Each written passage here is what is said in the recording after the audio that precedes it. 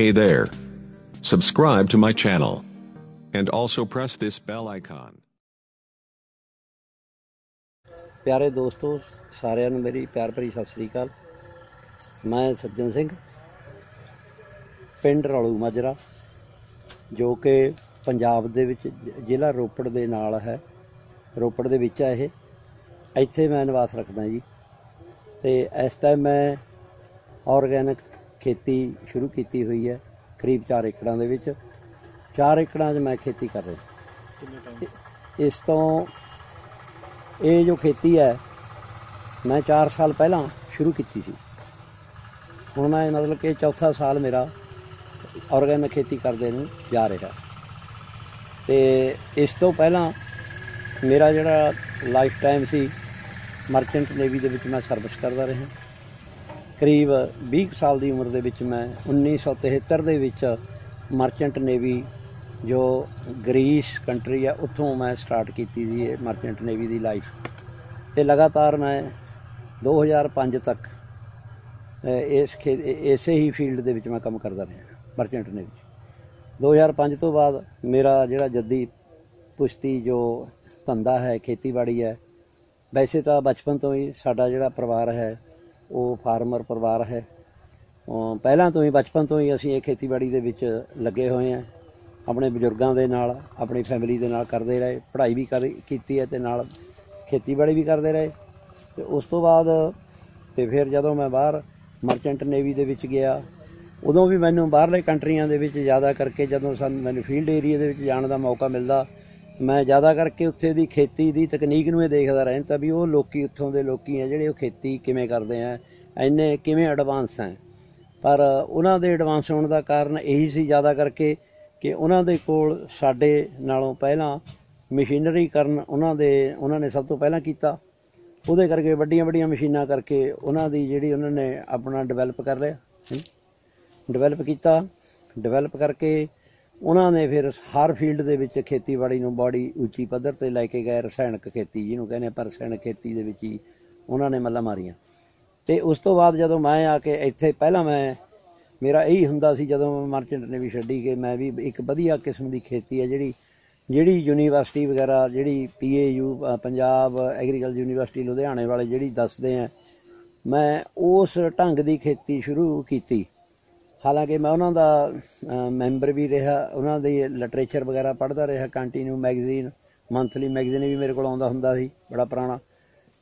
तो उस तो बाद फिर मैं उस जगह के उत्ते पंजाब खेतीबाड़ी यूनीवर्सिटी दे विच एक जगह ते एक एग्जीबिशन लग्या होया सी। जदों मैं पढ़िया उहदा एग्जीबिशन दा बोर्ड, एग्जीबिशन बोर्ड दे विच उहदा लिखिया होया सी कुदरती ढंग नाल खेती करन दी विधि। तो मैं वो जाके उन्हों के पास पहुँचा, जदों उन्होंने मेरा नाम वगैरह पता सारा नोट किया, रजिस्टर किया। तो उन्होंने मैनू दसिया कि असी साढ़े पास लिटरेचर है, तुहानूं लिटरेचर असी भेजांगे, तो फिर तुसी समय समय ते साढ़े कैंप भी लगते हैं। हालांकि वो फरीदकोट जिले दे विच सी उन्हां दा जिहड़ा पूरा दफ्तर सी। उत्थे मैनू दूर पैंदा सी, मैं उत्थे जा नहीं सी सकदा, कैंप तां अटेंड नहीं सी कर सकदा मैं, पर लिटरेचर सी जिहड़ा मैं उन्हां दा मैनू उन्होंने भेजिया, मैं पढ़ना शुरू करिया। लिटरेचर पढ़ के मैनू बड़ा एहसास होया मैनू। मैं क्या भी साडी तां खेती बड़ी गलत है, भी असीं तां बर्बादी वाल नूं तुरे जा रहे हैं, ये की हो रहा है। तो उस हिसाब नाल जदों उन्हां दियां बरीकी दे विच उन्होंने गल्लां दस्सियां भी साडी ज़मीन खराब हो रही है, तो एक दिन ऐसा आऊगा साडी ज़मीन बंजर हो जूगी, तो ये खेतीबाड़ी दे लायक नहीं है। तो अजकल जिन्नी भी आपां पोइजन पाउने आ वो सेहत मारू है सारी, आस्ता आस्ता करके कैमिकल खेती है जिहड़ी सेहत दे उत्ते बहुत खराबी कर रही है।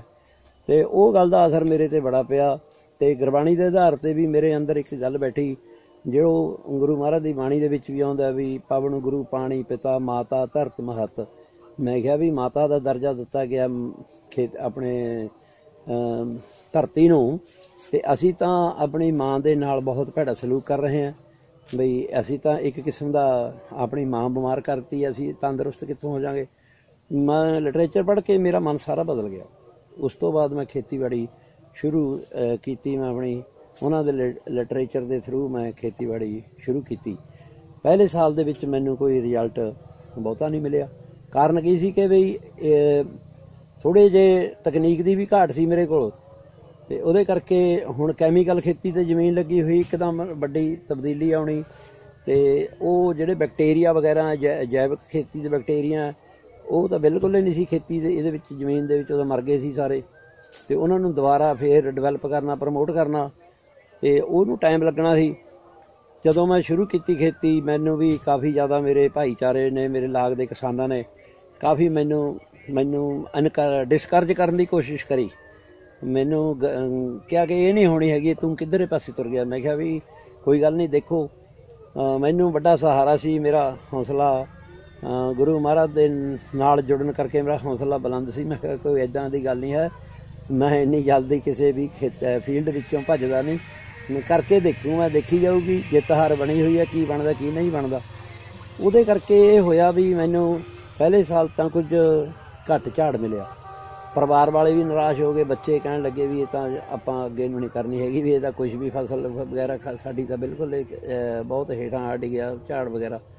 ਮੈਂ ਕਿਹਾ ਵੀ ਕੋਈ ਨਹੀਂ, ਤੁਸੀਂ ਹੌਸਲਾ ਰੱਖੋ। ਕਿਉਂਕਿ ਮੈਂ ਲਿਟਰੇਚਰ ਪੜ੍ਹਦਾ ਸੀ, ਉਹਦੇ ਵਿੱਚ ਉਹ ਦੱਸ ਰਹੇ ਸੀ ਵੀ ਇਹ ਤੁਹਾਨੂੰ 1-2 ਸਾਲ ਤੋਂ ਬਾਅਦ ਤੁਹਾਡੀ ਕੈਮੀਕਲ ਖੇਤੀ ਦੇ ਬਰਾਬਰ ਆ ਜਾਣੀ ਜ਼ਮੀਨ। ਉਹ ਗੱਲ ਮੈਨੂੰ ਹੌਸਲੇ 'ਤੇ ਲੈ ਕੇ ਜਾਂਦੀ ਸੀ। ਚਲੋ ਦੂਜਾ ਸਾਲ ਆਇਆ, ਅਤੇ ਦੂਜੇ ਸਾਲ 'ਤੇ ਥੋੜ੍ਹਾ ਜਿਹਾ ਫਰਕ ਪਿਆ, ਝਾੜ ਥੋੜ੍ਹਾ ਜਿਹਾ ਵਧਿਆ। ਬਾਕੀ ਕਵਰੇਜ ਇਹ ਹੋਈ ਕਿ ਮੇਰੀ ਆਮਦਨ ਦੀ ਕਵਰੇਜ ਇਹਦਾ ਰੇਟ ਜ਼ਿਆਦਾ ਸੀ, ਔਰਗੈਨਿਕ ਦਾ ਰੇਟ ਜ਼ਿਆਦਾ ਹੈ, ਉਹਦੇ ਕਰਕੇ ਮੇਰੀ ਕਵਰੇਜ ਜਿਹੜੀ ਘਾਟੇ ਦੀ ਕਵਰੇਜ ਉਹ ਬਰਾਬਰ ਹੋ ਜਾਂਦੀ ਸੀ। ਮੈਂ ਕੈਮੀਕਲ ਖੇਤੀ ਵਾਲਿਆਂ ਦੇ ਤਕਰੀਬਨ ਬਰਾਬਰ ਹੀ ਜਾਂਦਾ ਸੀ। ਇੱਕ ਮੇਰੀਆਂ ਜਿਹੜੀਆਂ ਦੂਜੀਆਂ ਸੀ ਕੈਮੀਕਲ, ਜਿਵੇਂ ਆਪਾਂ ਸਪਰੇਆਂ ਲਿਆਉਂਦੇ ਹਾਂ, ਪੈਸਟੀਸਾਈਡ ਲਿਆਉਂਦੇ ਹਾਂ, ਦੂਜੀਆਂ ਘਾਹ ਫੂਸ ਮਾਰਨ ਵਾਲੀਆਂ ਲਿਆਉਂਦੇ ਹਾਂ, ਡਾਇਆ ਰੇ ਯੂਰੀਆ ਵਗੈਰਾ ਹੋਰ ਜੋ ਵੀ ਆਪਾਂ ਪਾਉਂਦੇ ਹਾਂ, ਉਹ ਜਿਹੜਾ ਖਰਚਾ ਸੀ ਮੇਰਾ ਬੰਦ ਹੋ ਗਿਆ। ਮੈਂ ਅੱਜ ਦੀ ਡੇਟ ਵਿੱਚ ਜੇ 4 ਸਾਲਾਂ ਦਾ ਮੈਂ ਅੰਦਾਜ਼ਾ ਲਾਵਾਂ, ਮੈਨੂੰ ਘੱਟੋ ਘੱਟ ਵੀ ਮੈਨੂੰ 4-5 ਲੱਖ ਦਾ ਮੈਨੂੰ ਉਹੀ ਫਾਇਦਾ ਜਿਹੜਾ ਮੇਰਾ 4-5 ਲੱਖ ਇਹਨਾਂ ਦੇ ਉੱਤੇ ਖਰਚ ਹੋ ਜਾਣਾ ਸੀ, ਕੈਮੀਕਲ ਦੇ ਉੱਤੇ ਲਿਆਉਣ 'ਤੇ, ਡਾਇਆ ਵਗੈਰਾ ਯੂਰੀਆ ਵਗੈਰਾ ਬਾਕੀ ਜੋ ਵੀ ਹੈ ਉਹ ਵੀ ਬਚਿਆ ਹੋਇਆ। ਅਤੇ ਉਹਦੇ ਕਰਕੇ ਦੂਜਾ ਇਹ ਹੋ ਗਿਆ ਬਈ ਥੋੜ੍ਹਾ ਰੇਟ ਵੱਧ ਮਿਲਿਆ ਅਤੇ ਮੇਰੀ ਕਵਰੇਜ ਹੋ ਗਈ, ਮੈਨੂੰ ਲਾਸ ਨਹੀਂ ਹੋਇਆ, ਮੈਨੂੰ ਕਵਰੇਜ ਹੋ ਗਈ, ਮੈਂ ਬੱਚਤ ਦੇ ਵਿੱਚ ਉਹਨਾਂ ਦੇ ਬਰਾਬਰ ਹੀ ਖੜ ਗਿਆ ਆ ਕੇ। ਤੀਜਾ ਸਾਲ ਮੈਨੂੰ ਹੋਰ ਆਇਆ ਅਤੇ ਮੇਰਾ ਹੌਸਲਾ ਬੁਲੰਦ ਹੋਇਆ, ਫਸਲਾਂ ਨੇ ਝਾੜ ਵਧਣੇ ਸ਼ੁਰੂ ਹੋ ਗਏ। ਅਤੇ ਅੱਜ ਦੀ ਡੇਟ ਵਿੱਚ ਅੱਜ ਚੌਥਾ ਸਾਲ ਹੈ ਮੈਨੂੰ, ਹੁਣ ਮੈਂ ਦਾਅਵੇ ਨਾਲ ਕਹਿ ਸਕਦਾ ਇਹ ਗੱਲ ਵੀ ਜੋ ਕੈਮੀਕਲ ਖੇਤੀ ਦੇ ਵਿੱਚੋਂ ਝਾੜ ਕੱਢਦੇ ਆ ਲੋਕ, ਮੈਂ ਉਹਦੇ ਬਰਾਬਰ ਝਾੜ ਮੇਰਾ ਆ ਰਿਹਾ। ਪਿੱਛੇ ਕਣਕ ਨੇ ਵੀ ਵਧੀਆ ਝਾੜ ਦਿੱਤਾ, ਅਤੇ ਇਸ ਟਾਈਮ ਮੇਰੇ ਕੋਲ ਝੋਨਾ ਹੈ, ਬਾਸਮਤੀ ਚੌਲ ਮੈਂ ਲਾਉਣਾ, ਥੋੜ੍ਹੇ ਜ਼ਿਆਦਾ ਕਰਕੇ ਗੰਨਾ ਲਾਉਣਾ। ਗੰਨਾ ਮੇਰਾ 3 ਕਿਲੋ ਤੱਕ ਗੰਨਾ ਤੁਲ ਚੁੱਕਿਆ ਮੇਰੇ ਖੇਤ ਦੇ ਵਿੱਚੋਂ, 3 ਕਿਲੋ ਤੱਕ ਦਾ ਵੀ ਇੱਕ ਗੰਨਾ ਜੋ ਤੋਲਿਆ ਸੀ, ਵਜ਼ਨ ਕੀਤਾ, ਇੱਥੇ ਤੱਕ ਪਹੁੰਚ ਗਿਆ। ਕਿਉਂਕਿ ਮੈਂ ਸੋਚਦਾ ਸੀ, ਮੈਂ ਕਿਹਾ ਵੀ ਜਦੋਂ ਸਾਡੇ ਬਜ਼ੁਰਗ ਖੇਤੀ ਕਰਦੇ ਤੇ ਇਹ ਵੀ ਕਮਾਦ ਤਾਂ ਫਿਰ ਵੀ ਬੜੇ ਤਕੜੇ ਹੁੰਦੇ, ਤੇ ਉਹ ਕਿਹੜੇ ਕੋਈ ਖਾਦ ਫਸਲ ਵਗੈਰਾ ਪਾਉਣ, ਤੇ ਉਸ ਗੱਲ 'ਤੇ ਮੈਨੂੰ ਬੜੀ ਇਹ ਅੰਦਰੋਂ ਹੀ ਮੈਨੂੰ ਤਾਕਤ ਮਿਲਦੀ ਸੀ ਇਸ ਗੱਲ ਦੀ। ਮੈਂ ਕਿਹਾ ਐਸੀ ਗੱਲ ਨਹੀਂ ਵੀ ਕੋਈ ਨਹੀਂ, ਵੀ ਮਾਤਾ ਮੇਰੀ ਸਹਾਇਤਾ ਜ਼ਰੂਰ ਕਰੂਗੀ। ਜਦੋਂ ਮੈਂ ਮਾਂ ਦਾ ਖਿਆਲ ਕਰਨ ਲੱਗਿਆ, ਮੇਰੀ ਮਾਂ ਮੈਨੂੰ ਜ਼ਰੂਰ ਐਦਾਂ ਨਹੀਂ ਵੀ ਮੈਨੂੰ ਘਾਟਾ ਪਾ ਦੂਗੀ। ਅਤੇ ਉਸ ਕਰਕੇ ਅੱਜ ਦੀ ਡੇਟ ਵਿੱਚ ਮੇਰੇ ਖੇਤਾਂ ਦੇ ਵਿੱਚ ਜਿਹੜੇ ਕੀੜੇ ਮਕੌੜੇ ਫਸਲਾਂ ਦਾ ਨੁਕਸਾਨ ਕਰਦੇ ਆ, ਮੈਨੂੰ ਉਹ ਵੀ ਨਹੀਂ ਦੇਖਣ ਨੂੰ ਮਿਲਦੇ। ਲੋਕ ਮੇਰੇ ਆਲੇ ਦੁਆਲੇ ਚਾਰੇ ਪਾਸੇ ਸਪਰੇਆਂ ਕਰਨ ਲੱਗੇ ਹੁੰਦੇ, ਅਤੇ ਮੈਂ ਬੜੇ ਆਰਾਮ ਦੇ ਨਾਲ, ਮੈਨੂੰ ਮੈਂ ਬੇਫਿਕਰ ਹੋ ਕੇ ਮੈਂ ਆਰਾਮ ਨਾਲ ਬੈਠਾ ਹੁੰਦਾ। ਜਦੋਂ ਮੈਂ ਫਸਲ ਵਿੱਚ ਆ ਕੇ ਦੇਖਦਾ, ਮੇਰੀ ਫਸਲ ਨੂੰ ਕੋਈ ਕੀੜਾ ਵਗੈਰਾ ਨਹੀਂ ਹੁੰਦਾ ਲੱਗਿਆ ਹੋਇਆ। ਇਸ ਕਰਕੇ ਇਹ ਅਸਲ ਜਿਹੜਾ ਹੈਗਾ ਇਹ ਕੁਦਰਤੀ ਖੇਤੀ ਆ, ਅਸਲ ਹੈ ਇਹ ਕੁਦਰਤ ਵੱਲੋਂ ਹੈ। ਜੋ ਕੁਦਰਤ ਨੇ ਸਿਸਟਮ ਪੈਦਾ ਕਰਿਆ ਹੈ ਖੇਤੀਬਾੜੀ ਦਾ, ਉਹ ਸਿਸਟਮ ਹੈਗਾ ਇਹ। ਅਸੀਂ ਥੋੜ੍ਹਾ ਜਿਹਾ ਜਿਵੇਂ ਹੁਣ ਅੱਜ ਕੱਲ੍ਹ ਦਾ ਮੋਡੀਫਾਈ ਯੁੱਗ ਆ ਗਿਆ, ਅਤੇ ਹਰ ਚੀਜ਼ ਮਾਡਰਨ ਉਹਦੇ ਵੱਲ ਜਾਣ ਲੱਗੇ, ਪਰ ਅਸੀਂ ਇਹ ਖਾ ਕੇ ਜ਼ਹਿਰਾਂ। ਅੱਜ ਤੁਸੀਂ ਦੇਖ ਲਓ, ਮੈਂ ਸਾਡੇ ਇੱਕ ਕੈਂਪ ਲੱਗਿਆ ਪਿੱਛੇ ਜੇ ਥੋੜ੍ਹੀ ਜਿਹੀ ਦੇਰ ਦੀ ਗੱਲ ਹੈ, ਕੈਂਪ ਵਿੱਚ ਸਾਰੇ ਬੰਦੇ ਤਾਂ ਆਏ ਨਹੀਂ ਹੋਣਗੇ, ਪਤਾ ਨਹੀਂ 20 ਤੋਂ 22 ਕੇਸ ਉਹਦੇ ਵਿੱਚ ਕੈਂਸਰ ਦੇ ਆ ਗਏ ਮਰੀਜ਼। ਹੁਣ ਜਿਹੜੇ ਬੰਦੇ ਨਹੀਂ ਚੈੱਕ ਹੋਏ, ਪਤਾ ਨਹੀਂ ਕਿੰਨੇ ਕੁ ਬੰਦਿਆਂ ਦੇ ਆਲਰੇਡੀ ਉਹ ਚੱਲ ਰਿਹਾ ਹੋਵੇ, ਕੈਂਸਰ ਦੀ ਬਿਮਾਰੀ ਆ ਰਹੀ ਹੈ, ਬੱਚਿਆਂ ਦੀ ਸਿਹਤ ਨਹੀਂ, ਨਿਗਾਹ ਖਤਮ ਹੋ ਰਹੀ ਹੈ, ਸਾਰੇ ਪਾਸਿਓਂ ਮਾਰ ਪੈ ਰਹੀ ਹੈ ਸਾਡੀ ਸਿਹਤ ਨੂੰ। ਤੋ ਇਸ ਕਰਕੇ ਇਹਦਾ ਬਹੁਤ ਬੜਾ ਬੈਨੀਫਿਟ ਹੈ। ਅਤੇ ਮੈਂ ਤਾਂ ਸਾਰੇ ਜਿੰਨੇ ਵੀ ਕਿਸਾਨ ਭਰਾ ਹੈ ਵਿਚਾਰੇ ਆਪਣੇ ਜਿਹੜੇ ਖੇਤੀ ਦੂਜੀ ਰਸਾਇਣਕ ਵਿੱਚ ਉਲਝੇ ਹੋਏ ਆ, ਮੈਂ ਉਹਨਾਂ ਨੂੰ ਇਹੀ ਅਪੀਲ ਕਰੂੰਗਾ ਵੀ ਦੇਖੋ ਭਰਾਵੋ, ਆਪਣੇ ਪੁਰਾਤਨ ਵਿਰਸੇ ਵੱਲ ਨੂੰ ਆ ਜਾਓ, ਆਪਾਂ ਆਪਣਾ ਜਿਹੜਾ ਹੈਗਾ ਵਿਰਸਾ, ਪਿੱਛੇ ਬੱਚੇ ਵੀ ਹੈਗੇ ਆਪਣੇ, ਆਪਣੇ ਸਰੀਰ ਵੀ ਠੀਕ ਰੱਖਣੇ ਆ, ਤੇ ਪਿੱਛੇ ਜਨਰੇਸ਼ਨ ਨੂੰ ਆਪਾਂ ਇਹ ਨਹੀਂ ਵੀ ਅਸੀਂ ਜ਼ਹਿਰਾਂ ਉਹਨਾਂ ਦੀ ਝੋਲੀ ਵਿੱਚ ਪਾ ਕੇ ਚਲੇ ਜਾਈਏ, ਅਸੀਂ ਬਰਬਾਦੀ ਕਰਕੇ ਚਲੇ ਜਾਈਏ ਆਪਾਂ ਜ਼ਮੀਨਾਂ ਦੀ, ਬਈ ਉਹ ਸਾਡੇ ਬੱਚੇ ਫਿਰ ਉਹ ਕਿਸੇ ਪਾਸੇ ਜੋਗੀਆਂ ਹੋਣਗੇ, ਬਿਮਾਰ ਹੋਣਗੇ, ਉਹਨਾਂ ਦੀਆਂ ਸਿਹਤਾਂ ਨਹੀਂ ਰਹਿਣੀਆਂ, ਉਮਰਾਂ ਘਟ ਜਾਣੀਆਂ। ਇਹ ਨਹੀਂ ਹੈ। ਇੱਕ ਨਰੋਆ ਸਮਾਜ ਤਾਂ ਹੀ ਪੈਦਾ ਹੋ ਸਕਦਾ ਜੇ ਅਸੀਂ ਆਪਣੇ ਖਾਣ ਪੀਣ ਨੂੰ ਸ਼ੁੱਧ ਰੱਖੀਏ। ਸ਼ੁੱਧ ਤਾਂ ਹੀ ਹੋਏਗਾ ਕੁਦਰਤੀ ਖੇਤੀ ਦੇ ਨਾਲ, ਜਿੱਥੇ ਤੱਕ ਮੇਰਾ ਸਵਾਲ ਹੈ, ਇਹ ਮੈਨੂੰ ਤਜਰਬਾ ਮਿਲਿਆ ਹੈ। ਸੋ ਇਸ ਕਰਕੇ ਮੈਂ ਸਾਰੀਆਂ ਜਿੰਨੇ ਵੀ ਕੋਈ ਇਸ ਵੀਡੀਓ ਨੂੰ ਸੁਣਨ ਵਾਲਾ, ਦੇਖਣ ਵਾਲਾ, ਮੈਂ ਸਾਰਿਆਂ ਨੂੰ ਇਹੀ ਅਪੀਲ ਬਾਰ-ਬਾਰ ਕਰੂੰਗਾ ਵੀ ਭਾਈ ਆਪਾਂ ਕੁਦਰਤੀ ਖੇਤੀ ਵੱਲ ਆਈਏ, ਆਪਣੇ ਵਿਰਸੇ ਨੂੰ ਬਚਾਈਏ, ਤੇ ਮਹਾਰਾਜ ਦੀਆਂ ਖੁਸ਼ੀਆਂ ਵੀ ਮਿਲ ਜਾਣਗੀਆਂ ਫਿਰ ਸਾਨੂੰ। ਕਿਉਂਕਿ ਅਸੀਂ ਕੁਦਰਤ ਦੇ ਅਸੂਲ ਤੋਂ ਬਿਲਕੁਲ ਸਾਡੀ ਜਿਹੜੀ ਸੋਚ ਹੈ ਉਹ ਨੈਗੇਟਿਵ ਹੈ, ਪੋਜ਼ੀਟਿਵ ਪਲੱਸ ਨਹੀਂ ਹੈਗੇ, ਅਸੀਂ ਨੈਗੇਟਿਵ ਸਾਈਡ ਨੂੰ ਜਾ ਰਹੇ ਹਾਂ। ਉਹਦੇ ਵਿੱਚ ਸਾਨੂੰ ਰੱਬ ਦੀ ਖੁਸ਼ੀ ਵੀ ਨਹੀਂ ਕਿਸੇ ਵੀ ਪੁਆਇੰਟ 'ਤੇ ਮਿਲਣੀ।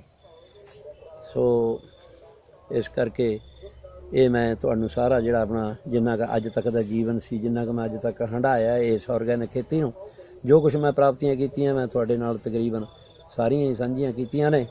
ਸੋ ਇੰਨੀਆਂ ਕੁ ਬੇਨਤੀਆਂ ਮੈਂ ਕਰਦਾ ਹੋਇਆ ਸਾਰਿਆਂ ਨੂੰ ਸਤਿ ਸ੍ਰੀ ਅਕਾਲ। ਤੇ ਹਾਂਜੀ, ਬਾਕੀ ਜੋ ਅੱਗੇ ਹੈ ਖੇਤਾਂ ਦੇ ਵਿੱਚ ਖੜੀਆਂ ਫਸਲਾਂ, ਉਹ ਵੀ ਆਪਾਂ ਹੁਣ ਪ੍ਰੈਕਟੀਕਲੀ ਦਿਖਾ ਸਕਦੇ ਹਾਂ। ਆਹ ਦੇਖੋ ਜੀ ਚਾਰਾ, ਪਹਿਲਾਂ ਇੱਥੋਂ ਸ਼ੁਰੂ। ਇਹ ਪਸ਼ੂਆਂ ਦਾ ਚਾਰਾ ਹੈ, ਬਰਸੀਨ ਹੈ। ਇਹਨੂੰ ਤੁਸੀਂ ਚੰਗੀ ਤਰ੍ਹਾਂ ਦੇਖ ਸਕਦੇ ਆ। ਮੇਰੇ ਨਾਲ ਜਿਹੜੇ ਰਸਾਇਣਕ ਖੇਤੀ ਕਰਦੇ ਜ਼ਿਮੀਂਦਾਰ ਹੈ, ਉਹਨਾਂ ਤੋਂ ਕਿਸੇ ਵੀ ਪੁਆਇੰਟ ਤੇ ਘੱਟ ਨਹੀਂ ਹੈ ਅੱਜ ਦੀ ਡੇਟ ਵਿੱਚ। ਪੂਰਾ ਉਸੇ ਉਹਦੇ ਨਾਲ ਹੈ, ਉਹ ਪਿੱਛੇ ਤੱਕ ਹੈ, ਪਿੱਛੇ ਤੱਕ ਹੈ ਜੀ। ਤੇ ਨਾਲ ਹਲਦੀ ਲੱਗੀ ਹੋਈ ਹੈ, ਤੇ ਹਲਦੀ ਹੈ। ਅੱਗੇ ਬੂਟੇ ਨੇ,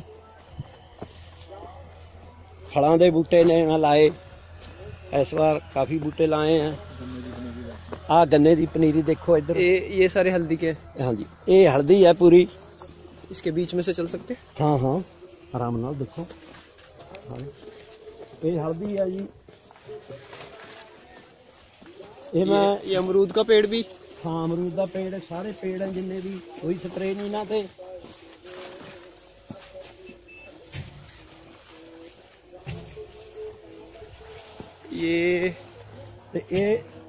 ये हैगा बूटा मौसमी का जी, मौसमी का बूटा है।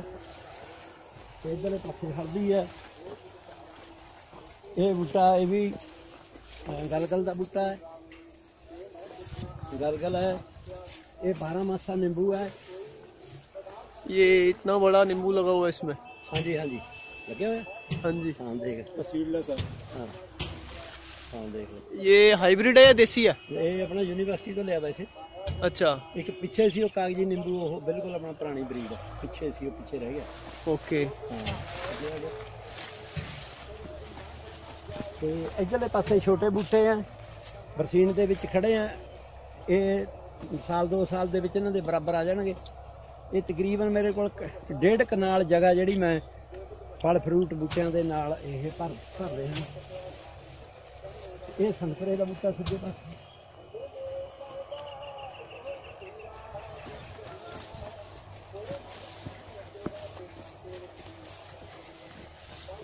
ये भी एक नींबू का बूटा है जिसकी उम्र बड़ी छोटी है, तो इन नींबू लगे हुए हैं जी। ये देखो 4-4 5-5 गुच्छियां च नींबू लगे हुए हैं।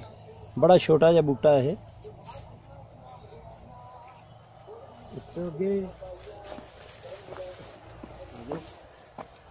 ये बूटा चीकू दा है, मेरे फेवरेट है। अच्छा हाँ, बहुत मिठास वाला बूटा है। लगे होते तो मैं ले जाता। अच्छा, उसको भी ये लीची दा जी, इस तरह ये लीची है।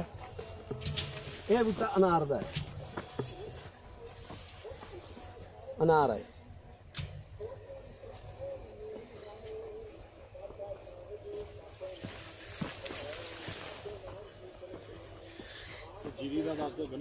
ਇਹ ਦੱਸ ਦੇ। ਇਹ ਧਾਨ ਹੈ ਜਿਹੜੇ ਬਾਸਮਤੀ PAU ਦੀ 1121 ਜਿਹੜੀ ਕਿ ਕੱਟੀ ਹੋਈ ਆ ਇਸ ਟਾਈਮ ਚੜ੍ਹਾਈ ਹੋ ਰਹੀ ਇਹਦੀ ਤੇ ਨਾਲ ਅੱਗੇ ਇਹ ਸਾਰੀ ਕੱਟੀ ਹੋਈ ਆ। ਇਹ ਸਾਰੀ ਖੇਤ ਦੇ ਵਿੱਚ ਆਰਗੈਨਿਕ ਆ ਪੂਰੀ।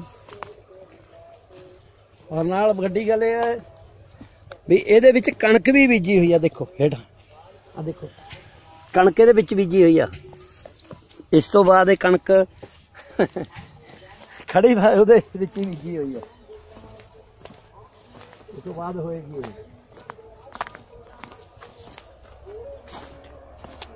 ਇਹ ऑर्गेनिक गन्ना है जी। ये गन्ना ऑर्गेनिक है।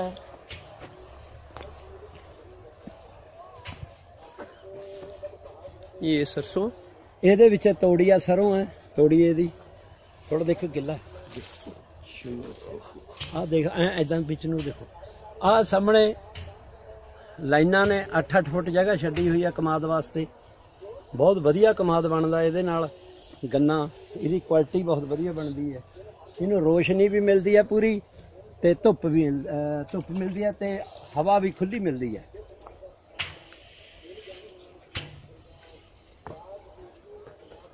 ਇਹ ਤੋੜੀਆਂ ਵਿੱਚ ਹੀ ਇਹਦੇ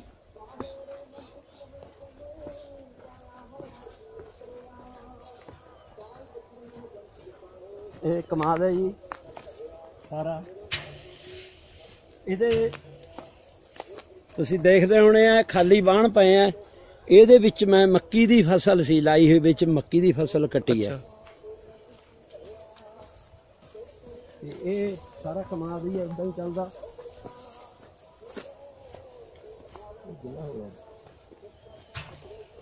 ਇਹ ਵੀ ਕਮਾਦ ਹੈ। ਇਸ ਪਾਸੇ ਵੀ ਕਮਾਦ ਮਾਰਦੇ ਹੋ ਇੱਧਰ ਨੂੰ। ਇਹ ਚਾਰਾ ਲਾਇਆ ਹੋਇਆ ਵਿੱਚ ਚਾਰਾ भी खड़ा है ਇਹਦੇ।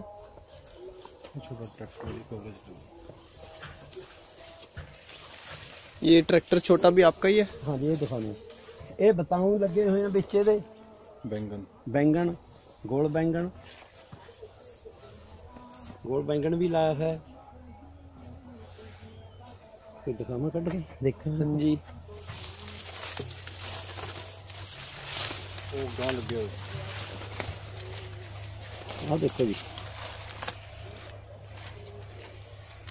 हम तोड़ ले हैं काफी लगे हुए सी। हम तो ऑक्सीजन हो गया ना अगले ते लगे हुए है जी। वो गांव उसते नीचे दिखदा वो सामने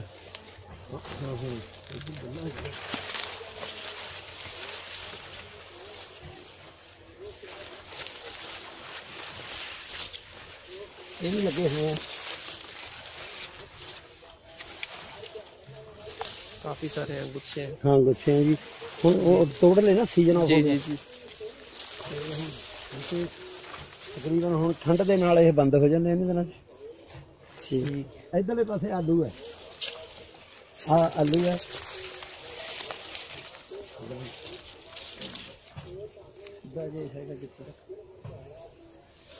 एक मादे विच आलू लाए हुए।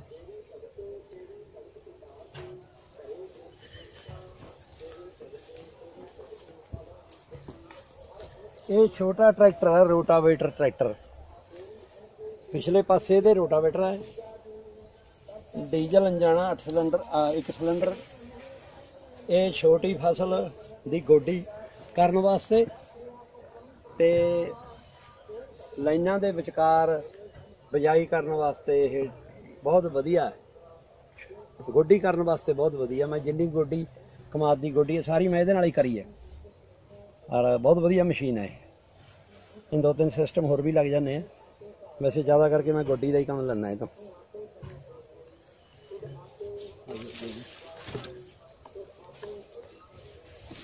ये फिर आलू आए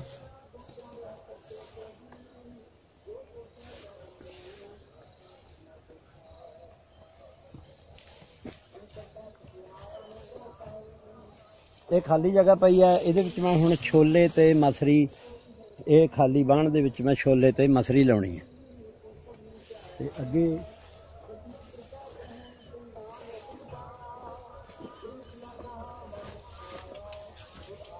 ये साग है सरों का बीजा होया छोटा छोटा। ये विच बीज दिता ऑलरेडी।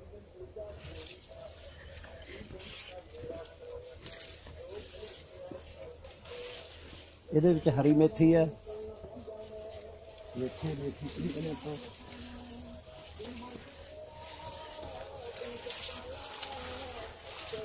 ਇਹ ਵੀ ਮੇਥੇ ਤੇ ਸਰੋਂ ਦਾ ਸਾਗ ਹੈ। ਇਸ ਪਾਸੇ ਹਾਲ ਛੋਟਾ ਵਾ, ਤਿਆਰ ਹੋ ਜਾਊਗਾ ਜਲਦ, ਥੋੜੇ ਦਿਨਾਂ 'ਚ, ਹਫਤੇ ਤੱਕ ਇਹਨੇ ਤਿਆਰ ਹੋ ਜਾਣਾ। ਅੱਗੇ ਤੱਕ ਧਨੀਆ ਵੀ ਲੱਗਿਆ, ਧਨੀਆ ਨਹੀਂ ਹੈ ਤੇ ਉਸ ਪਾਸੇ ਤੋੜੀ ਗਈ ਹੈ, ਵੈਸੇ ਅੱਗੇ ਗਿੱਲਾ ਹੈ, ਕੱਢ ਦਾਂਗੇ।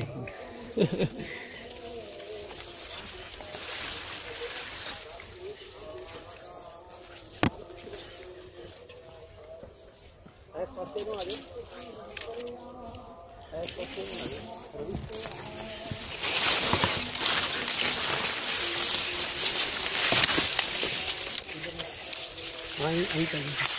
ਆ ਦੇਖ ਲੈ, ਪਾਣੀ ਦਾ ਪੁਆਇੰਟ ਹੈ ਜੀ, ਇਹ pipe line underground pipe line ਹੈ ਇਹ। ਇੱਥੇ ਪੁਆਇੰਟ ਹੈ ਪਾਣੀ ਦਾ, ਇੱਥੋਂ ਕੱਢ ਕੇ ਫਿਰ ਫਸਲਾਂ ਨੂੰ ਪਾਣੀ। ਇਹ ਵੀ ਕਮਾਦ ਹੈ, ਇਹਦੇ ਵਿੱਚ ਚਾਰਾ ਸੀ, ਬੜੀ ਪੋਲੀ ਕੀਤੀ ਹੋਈ ਚਰੀ ਹੁਣੇ ਅੱਗੇ ਵਾਹਿਆ ਰਟਾਇਰ ਨਾਲ ਹਾਈ ਟਰੀ ਹੈ ਨਾ, ਦੇਖੋ ਪੈਰ ਪੂਰਾ ਧੱਸ ਰਿਹਾ। ਪੋਲਾ ਅੱਛਾ ਇੱਕ ਹੋਰ ਹੈ ਵੀ ਆਰਗੈਨਿਕ ਦੇ ਨਾਲ ਜ਼ਮੀਨ ਪੋਲੀ ਹੋ ਜਾਂਦੀ ਹੈ, ਬਿਲਕੁਲ ਬੈਕਟੀਰੀਆ ਜੋ ਹੁੰਦੇ ਉਹਨਾਂ ਨੂੰ ਹਾਂ ਮਿਲਦਾ। ਹਾਂ ਇਹਦਾ ਬਹੁਤ ਫਰਕ ਹੈ, ਇਹਦਾ ਫਰਕ ਬਹੁਤ ਹੈ। ਮੈਂ ਦੇਖਦਾ ਵੀ ਇਹ ਸਾਡੀ ਜ਼ਮੀਨ ਥੋੜੀ ਸਖਤ ਸਾਈਡ ਟਾਈਪ ਦੀ ਸੀ, ਜਦ ਤੋਂ ਹੁਣ 4 ਸਾਲਾਂ 'ਚ ਇਹਦਾ ਬਹੁਤ ਫਰਕ ਪੈ ਗਿਆ, ਜ਼ਮੀਨ ਖੁਰਪਰੀ ਹੋ ਗਈ। ਐਕਚੁਅਲੀ ਖੇਤੀ ਵਾਸਤੇ ਜੋ ਹਵਾਦਾਰ ਪੋਲੀ ਜ਼ਮੀਨ ਚਾਹੀਦੀ ਹੈ ਕਿ ਉਹ ਬੈਕਟੀਰੀਆ ਆਪਣੇ ਆਪ ਪੈਦਾ ਹੁੰਦਾ ਹੈ, ਲੇਕਿਨ ਜੋ ਰਸਾਇਣਿਕ ਖੇਤੀ ਹੈ ਉਹ ਜ਼ਮੀਨ ਨੂੰ ਸਖਤ ਕਰਦੀ ਹੈ ਤੇ ਧੀਰੇ ਹੌਲੀ ਹੌਲੀ ਉਹ ਬੰਜਰ ਦੇ ਰੂਪ 'ਚ ਖਤਮ ਕਰ ਦਿੰਦੀ ਹੈ ਜ਼ਮੀਨ ਨੂੰ, ਬਹੁਤ ਹਾਰਡ ਹੋ ਜਾਂਦੀ ਹੈ। ਹਾਂਜੀ, ਕਿਉਂ ਬੈਕਟੀਰੀਆ ਤਾਂ ਹੁੰਦਾ ਹੀ ਨਹੀਂ ਉਹਦੇ ਵਿੱਚ। ਦੂਸਰਾ ਅੱਜ ਕੱਲ ਜੋ ਕਿਸਾਨ ਮਤਲਬ ਪਰਾਲੀ ਜਲਾ ਰਹੇ ਹੈ ਤਾਂ ਉਹ ਬੈਕਟੀਰੀਆ ਨੂੰ ਜਲਾ ਰਹੇ ਹੈ, ਧਰਤੀ ਨੂੰ ਬੰਜਰ ਬਣਾ ਰਹੇ ਹੈ। ਉਹਦੇ ਨਾਲ ਸਾਡੇ ਜਿਹੜੇ ਮਿੱਤਰ ਕੀੜੇ ਆ, ਹਾਂਜੀ, ਸਾਡੇ ਮਿੱਤਰ ਕੀੜੇ ਵੀ ਉਹਦੇ ਨਾਲ ਖਤਮ ਹੁੰਦੇ ਆ। ਬਿਲਕੁਲ ਜੀ। ਮੈਂ ਦੇਖਦਾ ਵੀ ਮੇਰੇ ਇੰਨੇ ਮਿੱਤਰ ਕੀੜੇ ਮੇਰੇ ਖੇਤਾਂ 'ਚ, ਗੰਡੋਆ ਬਹੁਤ ਹੈ। ਅੱਛਾ ਜੀ, ਇੰਨਾ ਗੰਡੋਆ, ਮੈਂ ਤਾਂ ਹੈਰਾਨ ਹੈ ਵੀ ਪਤਾ ਨਹੀਂ ਕਿੱਥੋਂ ਆ ਗਿਆ ਗੰਡੋਆ ਇੰਨਾ।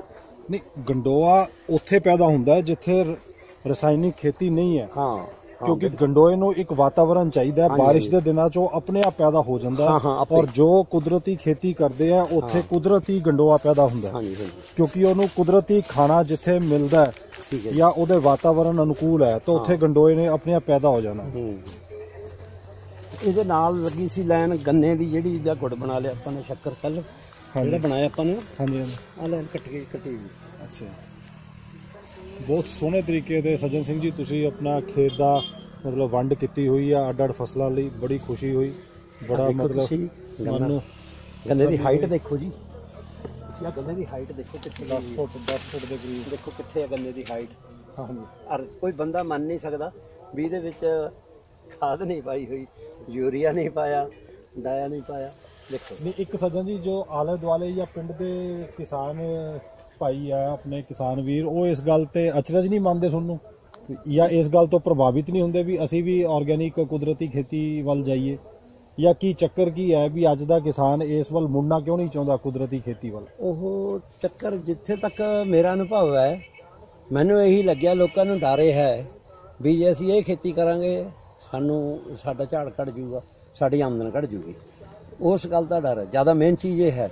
ਪਰ ਜਦ ਹੁਣ ਮੇਰੀ ਫਸਲ ਨੂੰ ਉਹ ਦੇਖ ਵੀ ਰਹੇ ਆ, ਪਰ ਇੱਕ ਗੱਲ ਮੈਂ ਹੋਰ ਕਹੂੰਗਾ ਵੀ ਸਾਡੇ ਲੋਕਾਂ ਦਾ ਇੱਕ ਸੁਭਾਅ ਹੈ, ਜਿੱਥੇ ਤੱਕ ਸਾਡੀ ਕਮਿਊਨਿਟੀ ਹੈ, ਇਸ ਕਮਿਊਨਿਟੀ ਦਾ ਸੁਭਾਅ ਵੀ ਅਸੀਂ 4-5 ਸਾਲ ਐਕਸ਼ਨ ਨਹੀਂ ਲੈਂਦੇ, ਅਸੀਂ ਸੁਣਦੇ ਰਹਿੰਦੇ ਜੀ। 5-7 ਸਾਲ ਐਵੇਂ ਕੱਢ ਦਿੰਦੇ ਅਸੀਂ ਜੀ। ਤੇ ਇਹ ਕੰਮ ਇਹੋ ਜਿਹਾ ਵੀ ਹੁਣੇ ਸੁਣੋ, ਕੱਲ ਨੂੰ ਐਕਸ਼ਨ ਹੋਣਾ ਚਾਹੀਦਾ ਜੀ। ਮੇਰਾ ਸੁਭਾਅ ਕੁਦਰਤੀ, ਜਾਂ ਤਾਂ ਮੈਂ ਦੇਖਿਆ ਦੁਨੀਆ ਨੈਸ਼ਨੈਲਿਟੀਆਂ 'ਚ ਰਹਿਣ ਕਰਕੇ ਅੱਛਾ, ਮੇਰਾ ਇੱਕਦਮ ਹੀ ਹੈ। ਅੱਜ ਮੈਂ ਕੋਈ ਨਵੀਂ ਚੀਜ਼ ਸੁਣੋ, ਮੇਰਾ ਕੱਲ ਨੂੰ ਐਕਸ਼ਨ ਹੈ, ਉਸੇ ਘੰਟੇ ਵਿੱਚ ਹੀ ਐਕਸ਼ਨ ਹੈ ਮੇਰਾ ਸਰੀਰ, ਮੇਰਾ ਦਿਮਾਗੀ ਤੌਰ ਤੇ। ਮੈਂ ਹੈਰਾਨ ਹੋ ਜਾਂਦਾ ਲੋਕਾਂ ਤੇ। ਮੈਂ ਕਿਹਾ ਯਾਰ ਉਹ ਇੰਨੀ ਦੇਰ ਤੁਸੀਂ 4-5 ਮੈਂ ਕੈਂਪ ਵੀ ਲਵਾ ਲਏ ਪਿੰਡ ਦੇ ਵਿੱਚ, ਅੱਛਾ ਜੀ, ਆਰਗੈਨਿਕ ਕੈਂਪ ਲਵਾਏ ਆ। ਅੱਛਾ ਜੀ। ਇੱਕ ਤਾਂ ਕੋਈ ਕਿਸਾਨ ਕਿਸੇ ਦੇ ਕੰਨ ਤੇ ਜੂੰ ਸਰਕੀ ਹੋਵੇ। ਨਹੀਂ, ਦੂਸਰਾ ਅੱਜ ਕੱਲ ਸੱਜਣ ਜੀ ਇਹ ਸੁਣਨ ਚ ਆ ਰਿਹਾ, ਜਿਸ ਤਰ੍ਹਾਂ ਮੈਂ ਹਿਸਾਰ ਗਿਆ ਸੀ, ਉੱਥੇ ਆਪਣੇ ਉਹ ਬਾਇਓਗੈਸ ਪਲਾਂਟ ਤੇ ਇੱਟਾਂ ਦਾ ਪੱਠਾ ਚਲਾ ਰਹੇ ਆ। ਹਾਂ ਦੇਖਿਆ ਜੀ। ਤਾਂ ਹਾਂ ਉਹਦੀ ਜਿਹੜੀ ਸਲੇਰੀ ਹੈ, ਜੋ ਉਹਦਾ ਬਾਈ ਪ੍ਰੋਡਕਟ ਬਚਦਾ ਹੈ, ਤਾਂ ਉਸ ਤੋਂ ਉਹ ਇੱਕ ਖਾਦ ਤਿਆਰ ਕਰ ਰਿਹਾ ਬੈਕਟੀਰੀਆ ਪਾ ਕੇ, ਜੋ ਆਰਗੈਨਿਕ ਖੇਤੀ ਨੂੰ ਬੜਾਵਾ ਦਿੰਦੀ ਹੈ, ਆਰਗੈਨਿਕ ਖੇਤੀ 'ਚ ਹੈਲਪਫੁਲ ਹੈ, ਮਦਦਗਾਰ ਹੈ। ਤਾਂ ਇਹ ਉਹਨਾਂ ਦਾ ਇਹ ਕਹਿਣਾ ਹੈ ਕਿ ਅਗਰ ਇਹ ਬੈਕਟੀਰੀਆ ਔਰ ਇਹ ਖਾਦ ਅਗਰ ਖੇਤਾਂ 'ਚ ਕਿਸਾਨ ਯੂਜ਼ ਕਰੇ ਤਾਂ ਉਹਨੂੰ 4 ਸਾਲ 3 ਸਾਲ 2 ਸਾਲ ਦਾ ਇੰਤਜ਼ਾਰ ਅੱਜ ਕਰਨ ਦੀ ਜ਼ਰੂਰਤ ਨਹੀਂ, ਪਹਿਲੇ ਸਾਲ ਹੀ ਉਸ ਨੂੰ ਰਿਜ਼ਲਟ ਮਿਲੇਗਾ। ਤਾਂ ਉਹ ਕੀ ਬੈਕਟੀਰੀਆ, ਉਹ ਕਿਹੜਾ ਬੈਕਟੀਰੀਆ, ਕੀ ਚੀਜ਼ ਹੈ, ਉਹਦੀ ਕੁਝ ਜਾਣਕਾਰੀ ਹੈ ਤੁਹਾਨੂੰ? ਦੇਖੋ, ਉਹ ਜਿਹੜੇ ਬੈਕਟੀਰੀਆ ਉਹੀ ਬੈਕਟੀਰੀਆ, ਉਹ ਜਿਹੜੇ ਬੈਕਟੀਰੀਆ ਆਪਣੇ ਇੱਥੇ ਪੈਦਾ ਹੁੰਦੇ ਆ। ਦੂਸਰਾ, ਆਪਣੇ ਪੰਜਾਬ ਐਗਰੀਕਲਚਰ ਯੂਨੀਵਰਸਿਟੀ ਵੀ ਕਹਿੰਦੀ ਹੈ ਕਿਸਾਨ ਨੂੰ ਕਿ ਉਹ ਇੱਕ ਸ਼ੀਸ਼ੀ ਦਿੰਦੇ ਆ ਬੈਕਟੀਰੀਆ ਦੀ, ਡੀਕੰਪੋਸਟ ਦੀ, ਜਿਹੜੀ ਕਿ ਫ੍ਰੀ ਆਫ ਕਾਸਟ ਹੈ, ਤੇ ਉਹ ਇੱਕ ਵਾਰ ਕਿਸਾਨ ਨੇ ਵਰਤਣੀ ਹੈ ਤੇ 25 ਸਾਲ ਉਹਦਾ ਮਤਲਬ ਜੋ ਬੈਕਟੀਰੀਆ ਉਹ ਆਪਣੇ ਆਪ ਪੈਦਾ ਹੋਈ ਜਾਏਗਾ, ਖਤਮ ਨਹੀਂ ਹੋਏਗਾ। ਤਾਂ ਇੰਨੀ ਸਪੋਰਟ ਹੋਣ ਦੇ ਬਾਵਜੂਦ ਵੀ ਮਤਲਬ ਕਿਸਾਨ ਫਿਰ ਵੀ ਇਸ ਦੇ ਵਿੱਚ ਕੀ ਚਮਤਕਾਰ ਦੇ ਮਤਲਬ ਉਮੀਦ 'ਚ ਬੈਠਾ ਹੈ। ਬਸ ਉਹੀ ਤਾਂ ਗੱਲ ਹੈ, ਮੈਂ ਹੀ ਕਹਿੰਦਾ ਵੀ ਟਸ ਤੇ ਮਸ ਕਿਉਂ ਨਹੀਂ ਲੋਕੀ ਹੋ ਰਹੇ, ਇਸ ਪਾਸੇ ਨੂੰ ਕਿਉਂ ਨਹੀਂ ਸੋਚ ਵਧਾ ਰਹੇ। ਵੀ ਸੱਜਣ ਸਿੰਘ ਜੀ, ਅਸੀਂ ਆਪ ਦਾ ਤਜਰਬਾ ਦੱਸਦੇ ਹਾਂ ਕਿ ਤੁਸੀਂ ਇੱਕ ਕਿਸਾਨ ਮੇਲੇ 'ਚ ਮੋਹਾਲੀ 7 ਫੇਜ਼ ਦੇ ਉੱਥੇ ਆਪਣੀ 3 ਸਾਲ ਪਹਿਲਾਂ ਮੁਲਾਕਾਤ ਹੋਈ ਸੀ, ਜਿੱਥੋਂ ਤੁਸੀਂ ਸਾਨੂੰ ਮਤਲਬ ਜਿਸ ਤਰ੍ਹਾਂ ਤੁਸੀਂ ਗੱਲ ਹੋਈ ਤਾਂ ਸਾਨੂੰ ਗੁੜ ਦੀ ਜ਼ਰੂਰਤ ਸੀ, ਤਾਂ ਤੁਸੀਂ ਆਰਗੈਨਿਕ ਗੁੜ ਦਿੱਤਾ।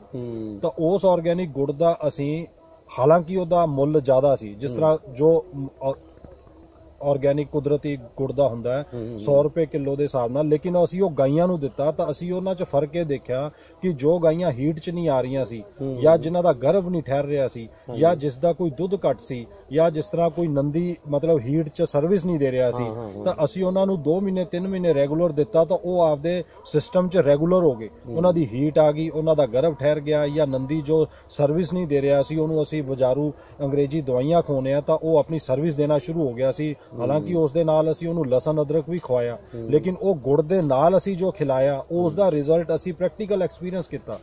ਬਾਕੀ ਤੁਸੀਂ ਵੀ ਜਿਹੜੀ ਸਾਨੂੰ ਉਹਦੇ 'ਚ ਪੁਰਾਣੀ ਸ਼ੱਕਰ ਦਿੱਤੀ, ਉਹਦਾ ਅਸੀਂ ਕੈਲਸ਼ੀਅਮ ਬਣਾਇਆ, ਤਾਂ ਉਹ ਕੈਲਸ਼ੀਅਮ ਨੇ ਵੀ ਬੜਾ ਅਸਰ ਦਿਖਾਇਆ ਸਾਨੂੰ, ਮਤਲਬ ਗਊ ਧਨ ਤੇ ਮਤਲਬ ਸਾਨੂੰ ਬਾਹਰ ਖਰਚਾ ਨਾ ਕਰਕੇ ਸਾਡੇ ਅੰਦਰ ਜੋ ਕੈਲਸ਼ੀਅਮ ਸਸਤੇ ਭਾਅ ਦਾ ਤਿਆਰ ਹੋਇਆ। ਲੇਕਿਨ ਆਮ ਅਸੀਂ ਬਾਜ਼ਾਰ 'ਚ ਦੇਖਦੇ ਹਾਂ, ਸਾਡਾ ਜਿਹੜਾ ਪੈੜ ਚੱਲਣ ਹੈ, ਸੋਚ ਹੈ, ਸਾਨੂੰ ਐਂ ਲੱਗਦਾ ਕਿ ਬਾਜ਼ਾਰ 'ਚੋਂ ਚੀਜ਼ ਸਾਨੂੰ ਮਤਲਬ ਸੌਖੀ ਮਿਲਦੀ ਹੈ। ਬਿਲਕੁਲ ਬਿਲਕੁਲ, ਇਹ ਇੱਕ ਸੁਭਾਅ ਬਣ ਗਿਆ, ਸਾਨੂੰ ਬਾਜ਼ਾਰ ਵੱਲ ਨੂੰ ਦੌੜਨ ਦਾ ਹੀ ਸੁਭਾਅ ਬਣ ਗਿਆ, ਬਾਜ਼ਾਰ ਵੱਲ ਨੂੰ ਦੌੜਨ ਦਾ ਸੁਭਾਅ ਬਣ ਗਿਆ। ਜੋ ਸਾਨੂੰ ਜੋ ਤੁਸੀਂ ਗੁੜ ਦਿੱਤਾ, ਉਹਦੀ ਮਿਠਾਸ, ਫਿਰ ਉਸ ਦਾ ਜੋ ਮਤਲਬ ਸਵਾਦ, ਫਿਰ ਉਸ ਦਾ ਜੋ ਸਰੀਰ ਤੇ ਅਸਰ, ਮਤਲਬ ਪ੍ਰੈਕਟੀਕਲ ਮੈਂ ਇਸ ਨੂੰ 3 ਸਾਲ ਤੋਂ ਜੋ ਆਪਣੀ ਸ਼ੱਕਰ ਹੈ ਉਸ ਨੂੰ ਮਤਲਬ ਵਰਤ ਰਹੇ ਹਾਂ, ਉਹਨੂੰ ਚੀਨੀ ਦੀ ਜਗ੍ਹਾ ਤੇ ਅਸੀਂ ਪਰਿਵਾਰ 'ਚ ਵਰਤ ਰਹੇ ਹਾਂ। ਤਾਂ ਮੈਨੂੰ ਇਹ ਵਰਤਦੇ ਹੋਏ ਐਂ ਲੱਗਦਾ ਜਿਸ ਤਰ੍ਹਾਂ ਮੇਰੀਆਂ ਨਰਵਸ, ਨਸ ਨਾੜੀਆਂ ਦੇ ਵਿੱਚ ਮਤਲਬ ਤਾਕਤ ਵੱਧ ਗਈ ਹੈ। ਬਿਲਕੁਲ ਬਿਲਕੁਲ 100%, ਮਤਲਬ એનર્ਜੀ ਲੈਵਲ ਇੰਨਾ ਵੱਧ ਗਿਆ ਕਿ ਅਸੀਂ 15-15 ਘੰਟੇ ਵੀ ਕੰਮ ਕਰਦੇ ਹਾਂ ਤਾਂ ਸਾਨੂੰ ਇਹ ਨਹੀਂ ਲੱਗਦਾ ਕਿ ਅਸੀਂ ਮਹਿਸੂਸ ਨਹੀਂ ਹੁੰਦਾ ਸਰੀਰ ਨੂੰ ਥਕਾਵਟ ਦਾ। ਤੇ ਇਹ ਤਾਂ ਉਸ ਦਾ ਕਾਰਨ ਇਹ ਦੇਸੀ ਆਰਗੈਨਿਕ ਸ਼ੱਕਰ ਹੈ। ਬਿਲਕੁਲ ਜੀ, ਅੱਜ ਕੱਲ੍ਹ ਤਾਂ ਡਾਕਟਰ ਵੀ ਸਿਫਾਰਿਸ਼ ਕਰਦੇ ਆ ਮਰੀਜ਼ਾਂ ਨੂੰ। ਮੈਂ ਸੁਣਿਆ ਹੈ 1-2 ਮਰੀਜ਼ਾਂ ਤੋਂ ਵੀ ਡਾਕਟਰਾਂ ਨੇ ਜਿਨ੍ਹਾਂ ਦਾ ਖੂਨ ਘੱਟ ਹੈ ਨਾ, ਉਹਨਾਂ ਨੂੰ ਸਿਫਾਰਿਸ਼ ਕਰ ਰਹੇ ਆ ਡਾਕਟਰ ਆਪਣੇ ਹੁਣ ਵੀ ਤੁਸੀਂ ਗੁੜ ਖਾਓ, ਤੁਹਾਡਾ ਖੂਨ ਹੈ ਜਿਹੜੀ ਉਹਦੀ ਕਵਰੇਜ ਹੋ ਜਾਏਗੀ।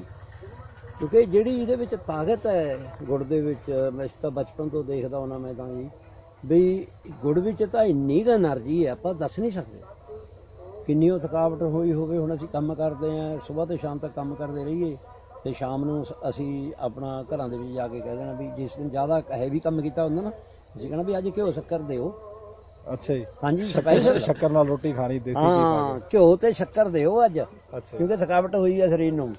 ਤੁਸੀਂ ਮੇਰਾ ਖਿਆਲ ਹੈ ਵੀ ਉਹ ਘਿਓ ਸ਼ੱਕਰ ਖਾ ਲਿਆ, ਤੁਸੀਂ 1 ਘੰਟੇ ਬਾਅਦ ਐਂ ਲੱਗੇਗਾ ਵੀ ਅਸੀਂ ਅੱਜ ਸਾਰੀ ਦਿਹਾੜੀ 'ਚ ਕੰਮੇ ਨਹੀਂ ਕੀਤਾ। ਇੱਕ ਹੋਰ ਚੀਜ਼ ਮੈਂ ਤੁਹਾਡੇ ਨਾਲ ਸਾਂਝੀ ਕਰਦਾ ਹਾਂ, ਅੱਜ ਤੋਂ 3 ਸਾਲ ਮਤਲਬ ਇਹ ਤੀਸਰੀ ਸਰਦੀ ਹੈ। ਪਹਿਲੀ ਸਰਦੀ ਜਦੋਂ ਤੁਸੀਂ ਸ਼ੱਕਰ ਦਿੱਤੀ, ਸਾਡੇ ਆਮ ਪਰਿਵਾਰਾਂ ਦੇ ਵਿੱਚ ਇਹ ਵਿਚਾਰ ਹੈ ਕਿ ਸ਼ੱਕਰ ਗਰਮ ਹੁੰਦੀ ਹੈ। ਮੇਰੀ ਘਰ ਵਾਲੀ ਨੇ ਇਹ ਕਿਹਾ ਕਿ ਦੁੱਧ ਦੇ ਵਿੱਚ ਤੁਸੀਂ ਸ਼ੱਕਰ ਪਾ ਕੇ ਨਾ ਪੀਓ। ਮੈਂ ਜਿੱਦ ਨਾਲ ਪੀਂਦਾ ਰਿਹਾ, ਤਾਂ ਉਸੇ ਸਰਦੀ ਮੇਰੇ ਗੜ ਨਿਕਲਣੇ ਸ਼ੁਰੂ ਹੋਏ, ਔਰ ਗੜ ਇੰਨੇ ਭਿਅੰਕਰ ਤਰੀਕੇ ਨਾਲ ਨਿਕਲੇ ਕਿ ਪਰਿਵਾਰ ਪਰੇਸ਼ਾਨ ਹੋ ਗਿਆ। ਕਹਿੰਦੇ ਜੀ ਤੁਸੀਂ ਆਪਦੀ ਜਿੱਦ ਕਰਦੇ ਹੋ, ਇਹ ਗੜ ਦਾ ਕਾਰਨ ਹੈ, ਤੁਸੀਂ ਗੁੜ ਮਤਲਬ ਸ਼ੱਕਰ ਦੁੱਧ ਚ ਪਾ ਕੇ ਪੀ ਰਹੇ ਹੋ। ਲੇਕਿਨ ਮੈਨੂੰ ਇਸ ਗੱਲ ਤੇ ਭਰੋਸਾ ਸੀ ਤੁਹਾਡੀ ਇਹ ਖੇਤੀ ਤੇ ਕਿ ਇਹ ਆਰਗੈਨਿਕ ਹੈ, ਇਸ ਕਰਕੇ ਇਹਦਾ ਰਿਜ਼ਲਟ ਆਏਗਾ। ਲੇਕਿਨ ਅੱਜ ਉਸ ਤੇ ਤੀਜੇ ਸਾਲ ਚ ਅੱਜ ਮੈਂ ਸ਼ੱਕਰ ਪੀ ਰਿਹਾ, ਗਰਮੀ ਸਰਦੀ ਪੀ ਰਿਹਾ, ਲੇਕਿਨ ਅੱਜ ਮੇਰੇ ਕੋਈ ਗੜ ਨਹੀਂ। ਮੈਨੂੰ ਇਹ ਲੱਗਦਾ ਹੈ ਕਿ ਉਹ ਜੋ ਸ਼ੱਕਰ ਦੁੱਧ ਚ ਪਾ ਕੇ ਪੀਤੀ ਉਸਨੇ ਸਰੀਰ ਦੇ ਅੰਦਰ ਜਾ ਕੇ ਜੋ ਸਾਡੇ ਕੋਈ ਮਲ ਸੀ ਉਹਦੇ ਚ ਮਵਾਦ ਸੀ ਜੋ ਕਿਤੇ ਰੁਕਿਆ ਹੋਇਆ ਸੀ ਨਸ ਨਾੜੀਆਂ ਉਹਨੇ ਉਹ ਮਵਾਦ ਮਤਲਬ ਗੜ ਦੇ ਫੋੜੇ ਦੇ ਰੂਪ ਦੇ ਵਿੱਚ ਬਾਹਰ ਕੱਢਿਆ ਉਹਨੇ ਖੂਨ ਨੂੰ ਸ਼ੁੱਧ ਕੀਤਾ ਬਿਲਕੁਲ ਪੂਰਾ ਡਿਟੌਕਸ ਕਰਤਾ ਡਾਈਟ ਮਤਲਬ ਇਸ ਚੀਜ਼ ਦਾ ਸਾਡੇ ਅੰਦਰ ਬੜਾ ਹੀ ਇੱਕ ਵਹਿਮ ਹੈ ਕਿ ਸ਼ੱਕਰ ਗਰਮ ਹੈ ਨਹੀਂ ਗੁੜ ਗਰਮ ਹੈ ਲੇਕਿਨ ਜਿਸ ਤਰ੍ਹਾਂ ਤੁਸੀਂ ਕਿਹਾ ਕਿ ਗਰਮੀ ਦੇ ਵਿੱਚ 45 ਡਿਗਰੀ ਚ ਲੱਸੀ ਦੇ ਵਿੱਚ ਸ਼ੱਕਰ ਪਾ ਕੇ ਇੱਕ ਉਹ ਕੂਲਿੰਗ ਇੱਕ ਕੰਡੀਸ਼ਨਿੰਗ ਇਫੈਕਟ ਦਿੰਦੀ ਹੈ ਇਸ ਦੇ ਬਾਰੇ ਤੁਸੀਂ ਰੋਸ਼ਨੀ ਪਾਓ ਮਤਲਬ ਇਹ ਮੈਂ ਪਹਿਲੀ ਦਫਾ ਪਿਛਲੇ ਸਾਲ ਤੁਹਾਡੇ ਇੱਥੇ ਘਰ ਆਇਆ ਗਰਮੀਆਂ ਚ ਉਦੋਂ ਪੀਤੀ ਮਤਲਬ ਇਹ ਸਾਡੇ ਸਮਾਜ ਚ ਅੱਜ ਦਾ ਚਲਨ ਨਹੀਂ ਹੈ ਜਾਂ ਕਿਸੇ ਨੂੰ ਨਹੀਂ ਪਤਾ ਵੀ ਲੱਸੀ ਸ਼ੱਕਰ ਵਾਲੀ ਵੀ ਹੋ ਸਕਦੀ ਹੈ ਇਹਦੇ ਉੱਪਰ ਤੁਸੀਂ ਰੋਸ਼ਨੀ ਪਾਓ ਦੇਖੋ ਆਪਾਂ ਗਰਮੀਆਂ ਦੇ ਦਿਨਾਂ ਦੇ ਵਿੱਚ ਆਮ ਕਰਕੇ ਜੀ ਆਪਾਂ ਕੀ ਕਰਦੇ ਆ ਬਾਜ਼ਾਰਾਂ ਦੇ ਵਿੱਚ ਆਪਾਂ ਨੂੰ ਲੱਸੀਆਂ ਮਿਲਦੀਆਂ ਜੀ ਦਹੀਂ ਦੀ ਲੱਸੀ ਮਿਲਦੀ ਹੈ ਲੇਕਿਨ ਉਹਦੇ ਵਿੱਚ ਚੀਨੀ ਪਾਉਂਦੇ ਆ ਨਾ ਚੀਨੀ ਪੈਂਦੀ ਹੈ ਚੀਨੀ ਪਾ ਕੇ ਬਿਲਕੁਲ ਜੀ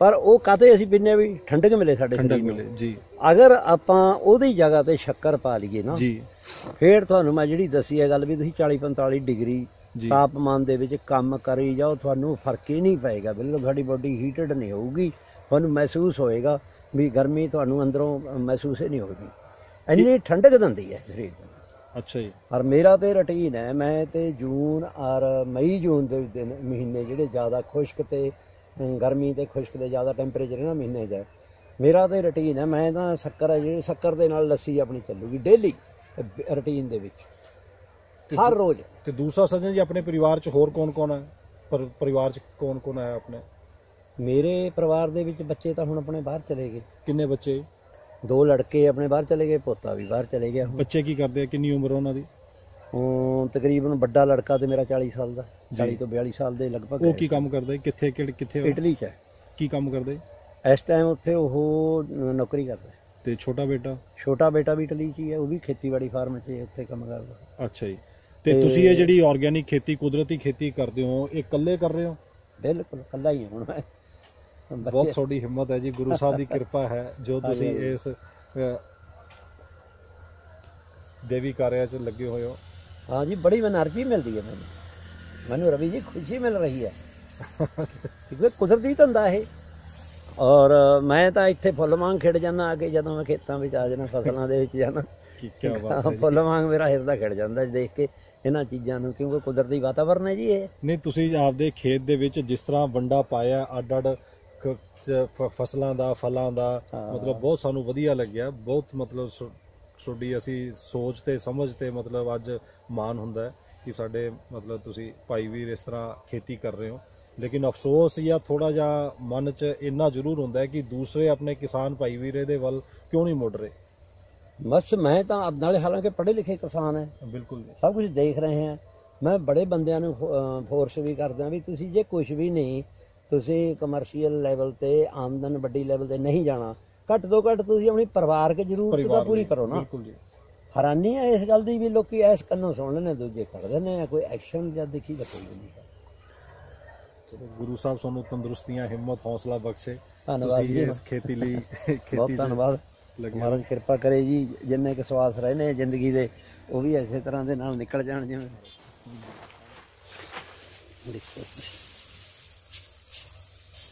ਚਲੋ ਇਹ ਬਾਸਮਤੀ 1121 ਆਰਗੈਨਿਕ ਹੈ ਜੀ ਜਿਹੜੀ ਇਹ ਹੁਣ ਅੱਜ ਅਸੀਂ ਕੱਲ ਮਤਲਬ ਕਿ 30 ਨਵੰਬਰ 29 ਤੇ 30 ਨਵੰਬਰ ਨੂੰ ਇਹਦੀ ਕਟਾਈ ਹੋਈ ਹੈ 8 ਅਗਸਤ ਨੂੰ ਮੈਂ ਲਾਈ ਸੀ ਇਹ ਸਭ ਤੋਂ ਲੇਟ ਲੱਗੀ ਹੋਈ ਫਸਲ ਹੈ ਔਰ ਕੱਟਣੇ ਵਾਲੇ ਇਹਨਾਂ ਦੀ ਗੱਲ ਹੈ ਜੀ ਜਿਹੜੇ ਕੱਟ ਰਹੇ ਆ ਨਾ ਲੇਬਰ ਆਪਣੀ ਬਿਹਾਰ ਦੀ ਕਿਉਂਕਿ ਇਹਨਾਂ ਦਾ ਤਜਰਬਾ ਹਰ ਕਿਸਾਨ ਦੇ ਖੇਤ ਵਿੱਚ ਜਾਂਦੇ ਕੱਟਦੇ ਆ ਜੀ ਬਿਲਕੁਲ ਸਹੀ ਹੈ ਔਰ ਮੈਂ ਹੈਰਾਨ ਹੈ ਜੀ ਇਹਨਾਂ ਨੇ ਇਹ ਕਿਹਾ ਕਹਿੰਦੇ ਸਰਦਾਰ ਜੀ ਪਿੱਛੇ ਧਾਨ ਕੱਟ ਕੇ ਆਏ ਅਸੀਂ ਇਹੀ ਕਿਸਮ 1121 ਕਹਿੰਦੇ ਦਾਣੇ ਹੀ ਨਹੀਂ ਸੀ ਜਿੰਨਾ ਦਾਣਾ ਤੁਹਾਡੇ ਕੋਲ ਹੈ ਅੱਛਾ ਜੀ ਉਹਨਾਂ ਦੀ ਵਰਡ ਹੈ ਕਿਉਂਕਿ ਉਹਨਾਂ ਦਾ ਤਜਰਬਾ ਬਿਲਕੁਲ ਹਰ ਕਿਸਾਨ ਦੇ ਜਾ ਕੇ ਕੱਟਦੇ ਆ ਨਾ ਉਹ ਕਹਿੰਦੇ ਕਮਾਲ ਦੀ ਗੱਲ ਹੈ ਵੀ ਤੁਹਾਡੇ ਦਾਣਾ ਬੜਾ ਲੈ ਦੇਖੋ ਨਾਲੇ ਕੋਈ ਖਾਦ ਨਹੀਂ ਪਾਈ ਜੀ ਤੁਸੀਂ ਦੇਖੋ ਇਹਦੀ ਹਾਈਟ ਹੈ ਜਿਹੜੀ ਇਹ ਤਕਰੀਬਨ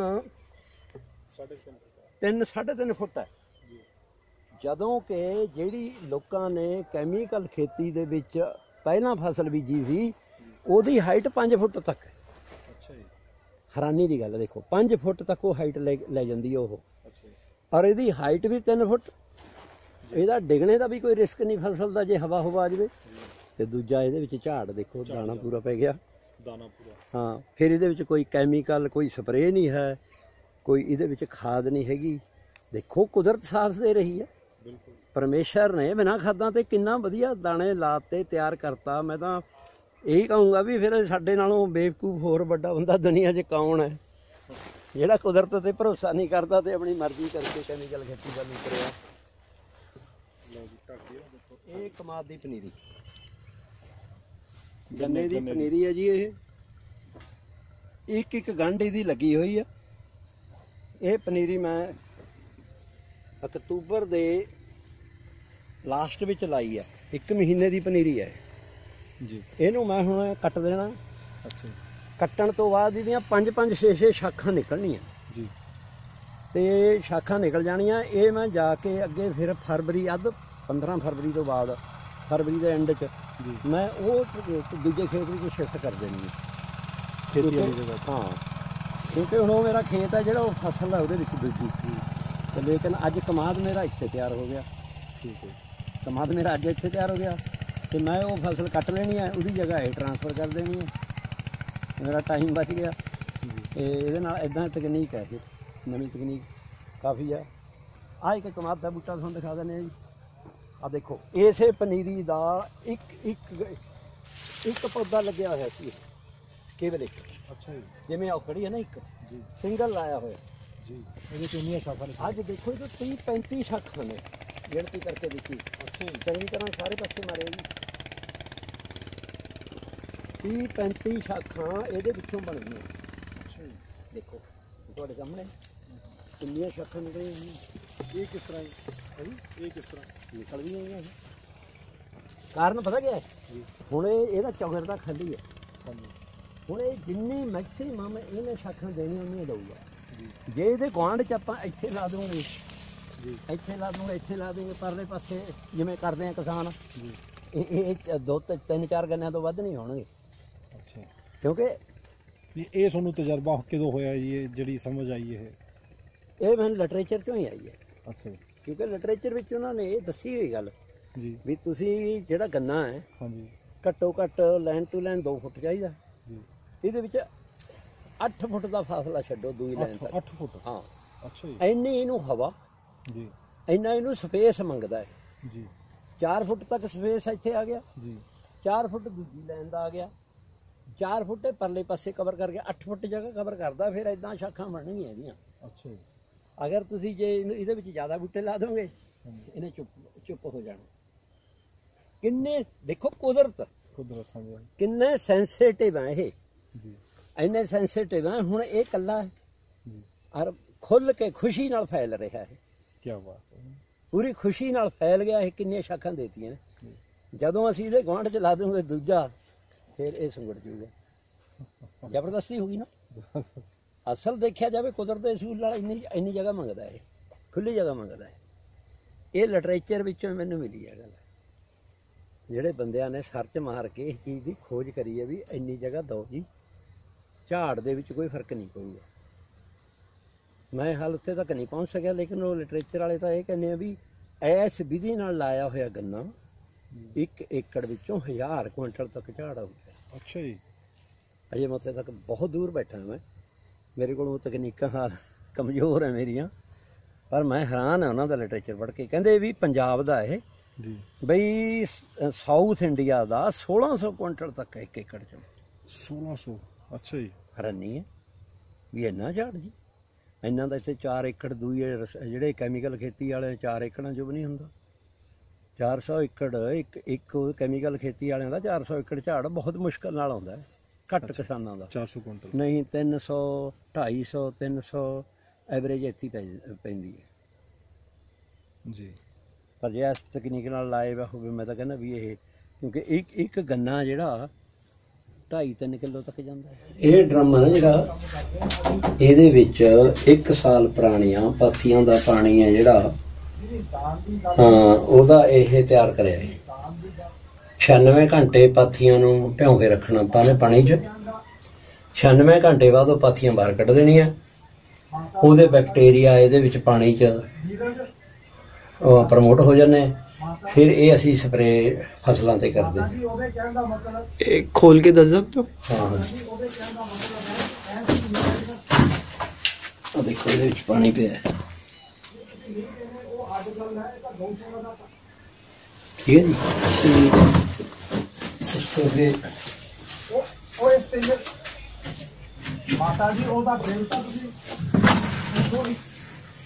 ਇਹ ਮਿਕਸਿੰਗ ਹੈਗੀ ਇੱਕ ਤੇ ਨਿੰਮ, ਕੌੜਤੁੰਬੇ, ਅੱਕ ਧੂਰਾ ਵਗੈਰਾ ਤੇ ਨਾਲ ਪੁਰਾਣੀ ਲੱਸੀ ਇਹਦੇ ਵਿੱਚ ਮਿਕਸ ਕਰੀ ਹੋਈ ਹੈ।